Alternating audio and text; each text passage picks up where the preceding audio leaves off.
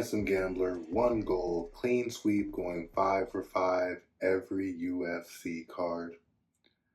The dream stayed pretty, the cage stayed gritty. I went 3-2 on the night. Let's jump into the recap. I had Mike Davis over Mitch Ramirez. Mike Davis was hitting Mitch Ramirez with some absolute bombs before he landed the sickest flying knee knockout in all of 2025. He did not get the bonus of the night either, folks. Look it up. That sick-ass flying knee, and he did not get a bonus. Mike Davis needs to stay consistent. I'm sick of seeing this dude once every couple of years, twice a year, if that. He needs to get some wins under his belt so we can see him fighting some contenders or even for a title. He's very talented, savant level fighter, but he just needs to stay consistent and get some wins under his belt. Moving on down the line, I took Steve Garcia over Calvin Kattar. I told y'all about the New England Cartel. They have not gotten a win since I have started this podcast. I don't know what's going on over there, but it's all going downhill.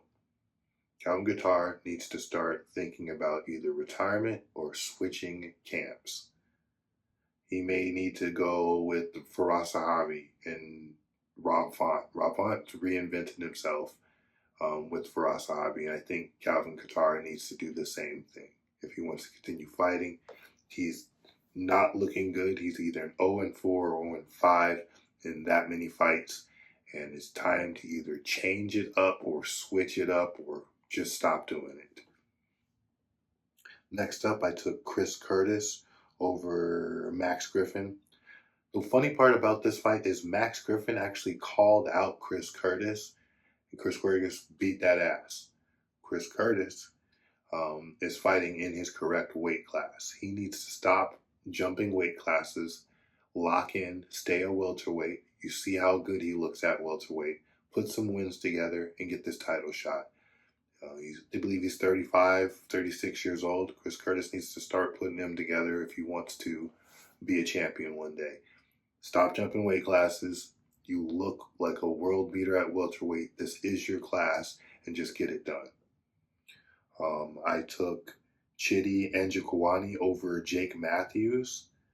I have been overestimating Chidi Njokuani. He can't stay consistent in winning. He stays consistent in fighting, but not in winning. Win, loss, 2 wins, 2 losses. He just cannot put it together. And he's 37, 38 years old. I think we've seen the best of what he has to offer. You might want to think about retirement or switching camps also. You're going to have to get consistent at this age in this weight class if you're going to want to take on some contenders or reach the top of the division. And lately, he just has not been consistent. If you look at like his last 6 or so fights, he cannot put it together. And finally, I had Taliesin Texera over Derek the Black Beast Lewis. I said that the Black Beast mojo was gone, that nobody was scared of him, that his mojo had diminished, and I was completely wrong. I had no heads up, or I was not aware that he was in a 3-month training camp and was going to show up looking career best and knock the dude out inside of a minute. That's crazy. The Knockout King is back. If he can continue to stay at this weight and at this shape, he definitely can compete with Tom Aspinall. I think he did this, him and his team did this as a great marketing ploy to get his name into the hat to potentially fight Tom Aspinall going forward. It was a great ploy, great move. He looked like a world beater. He did exactly what he said that he was going to do. I started to worry a bit after I had made the pick when he was talking about how the bright lights are too much for this kid. And Taliesin did look like kind of like a deer in headlights. He looked like it was the moment was getting to him a little bit. And sure enough, it did. So I'm going to have to take that one on the chin. I had it 100% wrong. The Knockout King is back, and it'd be great to see him maybe fight Tom Espinal because of this. We locked in 3, 2 lessons learned. The goal is to stay 5 for 5. One epic comeback this week at UFC 318. Poirier, Holloway 3. Let's jump into the picks. In the curtain jerker, I'm going to take Carly Judice over Nicole Kalahari. Judice is bigger, she's taller, she's younger, she has a higher output. I think she's just going to be the bigger, badder woman in there, and she's going to show Nicole what's up. I don't think she gets another head kick knockout like she had, that highlight head kick knockout she had in her last fight. I don't think that happens. Nicole seems to be really tough girl, Brazilian, and she's going to be in there and probably dog it out. But I say Carly Judice wins a 15-minute one-sided decision. And if it does go to decision, I say that she gets the home cooking, as she's from Lafayette. I believe DC's from Lafayette too, so Lafayette, Louisiana, stand up. My people are actually from Shreveport, Louisiana, so got some home cooking for myself that is going to be on the line with the Louisiana folks winning. So that'll be interesting this weekend. Moving to the next fight, I'm going to take Dan Ige over Patricio Pitbull.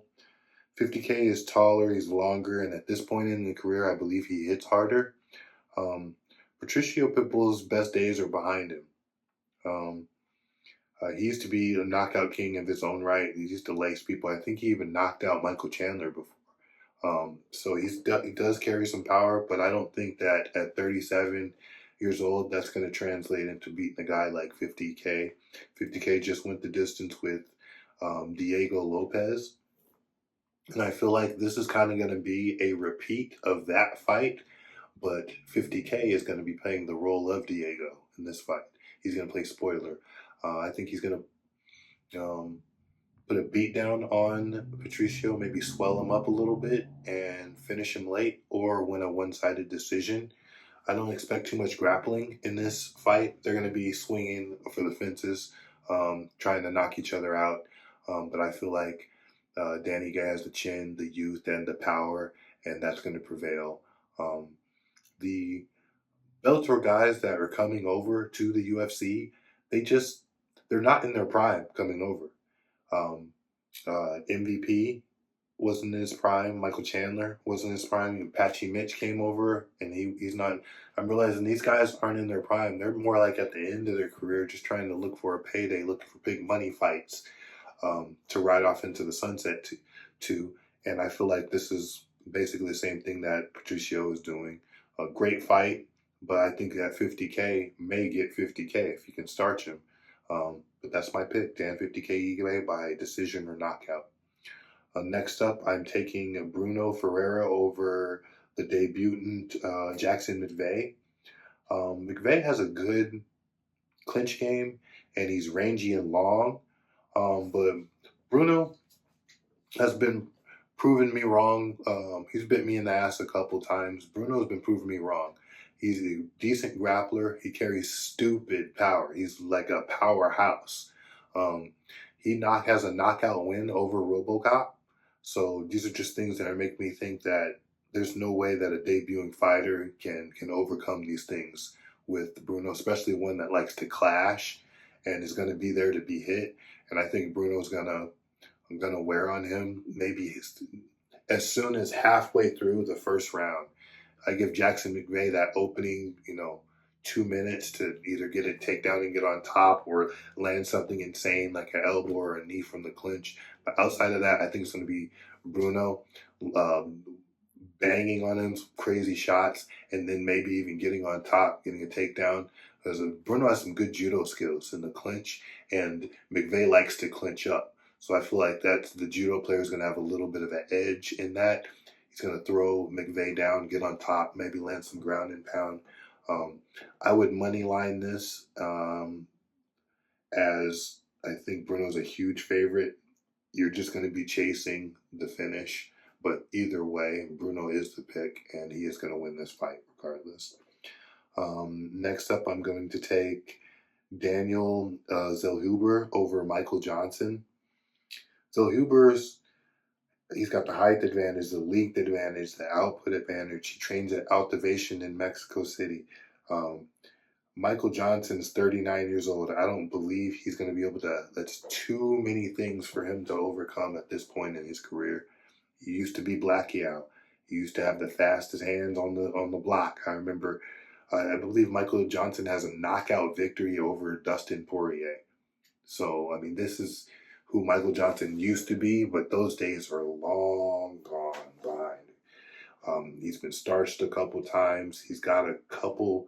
He's on a winning streak right now over lesser competition, but I feel like Daniel Zellhuber is up and coming and going to be too much for the aging veteran to win in any type of way outside of a fluky kind of knockout. But I think the power is even kind of diminished with Michael Johnson. So I either expect a workmanlike decision for Daniel Zellhuber, or maybe tricking him into a sub, or well, maybe not a knockout, but a referee stoppage because of how often Daniel is landing on MJ. I think MJ could possibly retire after Saturday's fight. I think MJ could possibly retire after Saturday's fight and ride off into the sunset. He's been a great vet for years, and hey, there's nothing wrong at 39 years old with you walking away. My fifth fight that I'm taking of my 5 for 5, I'm going to take Vinicius Oliveira over Kyler Phillips. Kyler Phillips wilts. He wilts badly. He has probably the greatest first round you can ever see, but then he turns around and he wilts terribly. We'll say from the 7-8 minute mark forward, it's just never a good look for Kyler Phillips. We've seen that in the Rob Font fight. It just horrible, looked horrible. Rob Font was banging on him. And I feel like that this is going to be an even worse situation, as Vinicius is going to be stalking him for the knockout. I feel like Kyler is going to be running for his life. I expect him to be very competitive in the first 6 minutes of the fight, because he'll be active and spry, moving around, very hard to hit, light on his feet. But as the fight wears on, Vinicius is going to start stalking him and landing big shots. And I wouldn't be surprised if he gets him out of there late second, early third, toward the end of the fight even, or just bangs on him for, we'll say, 9 minutes of the entire fight, 9 or 10 minutes of the entire fight, just wails on Kyler. And Kyler doesn't bruise well either. So I think he's going to be easy work for Vinicius. He's going to stalk him and bang on him until he either lands a knockout or wins a decision. We made it through another episode of the Handsum Gambler. Stay sharp, play smart, bet on charm, and win with style. I am the Handsum Gambler, and I will see you next week, folks. It's the greatest team of all time. That squad right there.